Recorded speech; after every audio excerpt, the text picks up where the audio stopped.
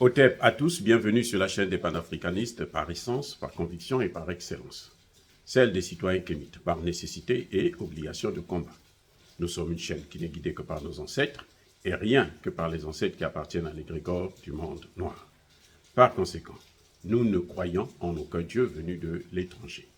Toutefois, cette vidéo n'est aucunement destinée à inciter à la haine ou à la violence, car nous menons un combat qui est d'abord et avant tout spirituel, intellectuel et démocratique. Ensuite, il est politique, géopolitique et géostratégique. Contre l'impérialisme, le colonialisme, le néocolonialisme et l'endocolonat, qui sont tous qualifiés de crimes contre l'humanité. Nous menons ce combat sur la base du principe fondamental que nous avons hérité de nos ancêtres kémites, qui est celui de la Mahat, c'est-à-dire solidarité, vérité et justice. Vous êtes donc en droit de connaître la vérité et nous avons l'obligation de vous dire la vérité, rien que la vérité, afin que justice soit rendue au continent africain.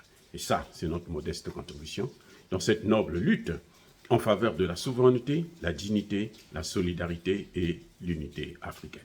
C'est exactement ça que nous appelons le panafricanisme. Bien-aimés frères et sœurs, Ousmane Sonko vient d'envoyer un message à tous ses sympathisants et au peuple sénégalais et notamment à la jeunesse sénégalaise. Il y a des dames qui avaient été arrêtées parce qu'ils manifestaient en soutien en faveur de Ousmane Sonko, et Ousmane Sonko a choisi, encore une fois de plus, de reprendre la grève de la faim. Parce que, dit-il, c'est le seul moyen de résister contre la dictature de Macky Sall et la France-Afrique. Bon, quand j'ai lu ce message, je me suis dit, je crois que là, Ousmane Sonko est en train de déborder. Il exagère. Ça, c'est ce qu'on appelle le suicide. Et un homme politique de cette envergure ne peut pas tomber dans un piège comme celui-là. La grève de la faim n'arrêtera ni la France-Afrique, ni Macky Sall. Je répète, la grève de la faim pour un homme politique comme Ousmane Sonko ne changera rien à sa situation juridico-politique. Je répète une troisième fois, puisque c'est la nouvelle méthode qu'on nous a appris avec les colonels du Mali. La grève de la faim ne va pas changer la donne. Ces gens-là, ils s'en fichent éperdument. Je sais qu'il y en a beaucoup qui vont me critiquer encore, vont même m'insulter, mais je vous dis, on verra le résultat. Lorsque Ousmane Sonko est tombé malade, lorsqu'il a été admis à l'hôpital en soins intensifs plutôt, on n'a pas vu. Macky Sall ne s'est pas déplacé pour venir le voir. Macky Sall n'a même pas parlé un seul mot de ça. Pire encore, Emmanuel Macron. Donc la grève de la faim, en fait, c'est une option de lâcheté. Ce n'est pas une option politique. La grève de la faim, dans le domaine politique, ça n'existe pas. Pour moi, c'est une lâcheté. Et Ousmane Sonko est mal conseillé dans ce domaine. Si c'est lui seul qui prend la décision indépendamment, je pense que c'est dommage. Parce que, déjà, un homme politique de cette envergure devrait forcément avoir des conseillers.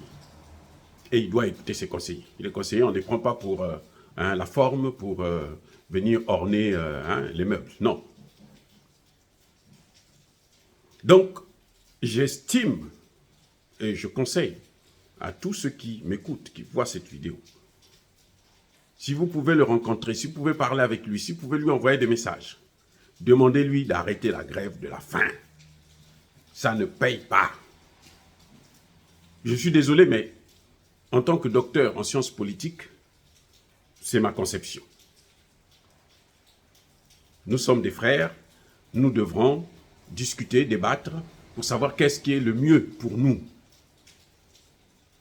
même si Ousmane Sonko peut travailler avec certaines puissances étrangères, ça, ce n'est pas un problème.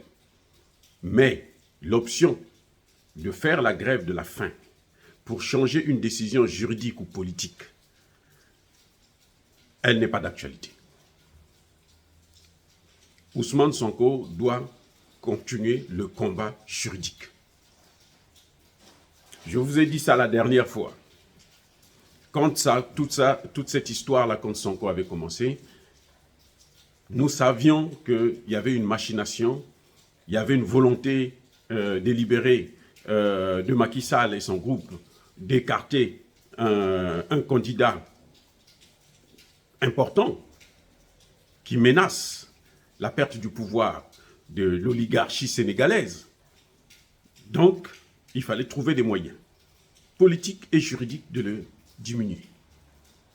Mais je vous avais dit aussi que la procédure des marches, de sortir des gens dans la rue, et puis des jeunes se font canarder, ces massacres-là, vous voyez, ils sont partis perdus. Il n'y aura pas de jugement. On n'amènera pas Macky Sall à la Cour pénale internationale. D'ailleurs, personne ne peut aujourd'hui confirmer que c'est Macky Sall. Personne ne peut aujourd'hui dire que c'est Ousmane Sonko qui est à l'origine de ces morts. Moi, j'ai toujours pensé qu'il y a eu une tierce personne, ceux qui tirent les ficelles entre Ousmane Sonko et Macky Sall.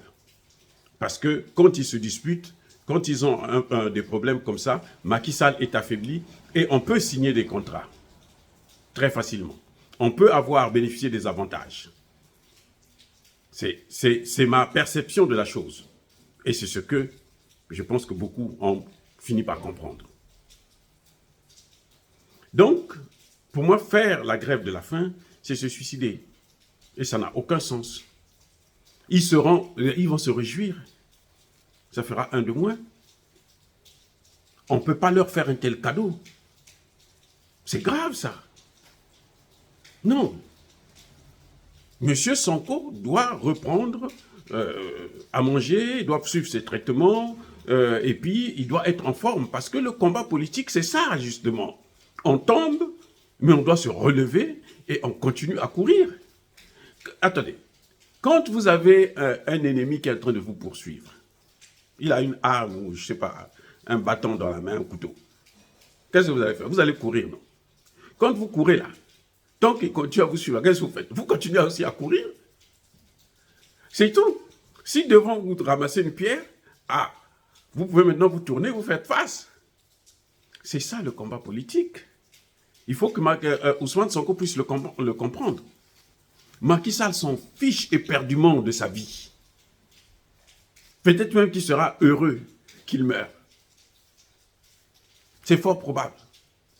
Mais en tout cas, je vous dis que dans le domaine, là, dans la politique, là, surtout quand vous avez affaire à des gens qui ont flirté avec la France-Afrique ou qui travaillent pour la France-Afrique, comme on le voit visiblement avec Macky Sall concernant les sanctions au Mali, au Burkina, au Niger, où il voulait même carrément la guerre. Mais, attendez, des gens qui veulent faire la guerre, par exemple, au Niger, et tuer 1 million, 2 millions de personnes, vous croyez que c'est des gens qui ont le cœur? Ils n'ont pas d'âme. Emmanuel Macron, leur maître, n'en a pas non plus. Lui, c'est encore, lui dit qu'il est Jupiter. C'est un descendant de Jupiter. Vous voyez, donc, je crois qu'il faut parler à Ousmane Sonko pour qu'il puisse cesser avec cette histoire de grève de la faim. Ce n'est pas de la politique. On a vu le combat politique qu'il a mené. Le tribunal de Ziguinchor l'a donné raison. On lui a donné raison. Il a gagné le procès sur le plan juridique. Alors pourquoi maintenant continuer à faire des choses qui n'ont ni tête ni queue? C'est même pas la culture africaine. Ousmane Sonko doit le savoir. Les Africains, c'est pas leur travail. Non, les Africains, le suicide, là, ils connaissent pas ça. C'est rare, sauf quand la personne, nos ancêtres, quand il a commis, par exemple, il a volé, il a commis une erreur, il a honte, la honte le tue. Mais nos ancêtres ne pouvaient pas se suicider pour un combat qui est juste. Non, parce que tu ne trouves pas ce que tu veux, parce que tu n'as pas encore gagné, tu vas aller te suicider. Non, tu vas te...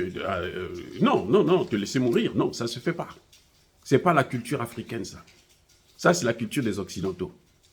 Parce que chez eux, là, même des enfants de 10 ans se suicident. Ah oui.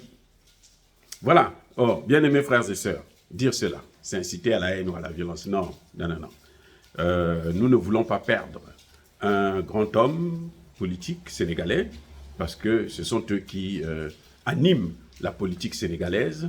Et grâce à ces interventions, à ces actions, je crois qu'il y a de plus en plus de Sénégalais qui prennent conscience qu'il faut faire autrement, qu'il faut diriger autrement. Et que par conséquent, on n'a pas besoin de perdre une telle âme. Encore une fois, bien-aimés frères et sœurs, soyez bénis. Je persiste et je signe. Soyez abondamment bénis par le Dieu des Kémites et par nos ancêtres angélisés. Mais que tous ceux qui persécutent le continent africain le pillent et le déstabilisent, qu'ils soient noirs, blancs, chinois, arabes, juifs, indiens ou qui qu'ils soient punis, maudits, foudroyés, neutralisés, écrasés, effacés par ce Dieu de Kémite et par nos ancêtres angélisés. Vive l'Afrique éternelle. J'ai dit et j'assume.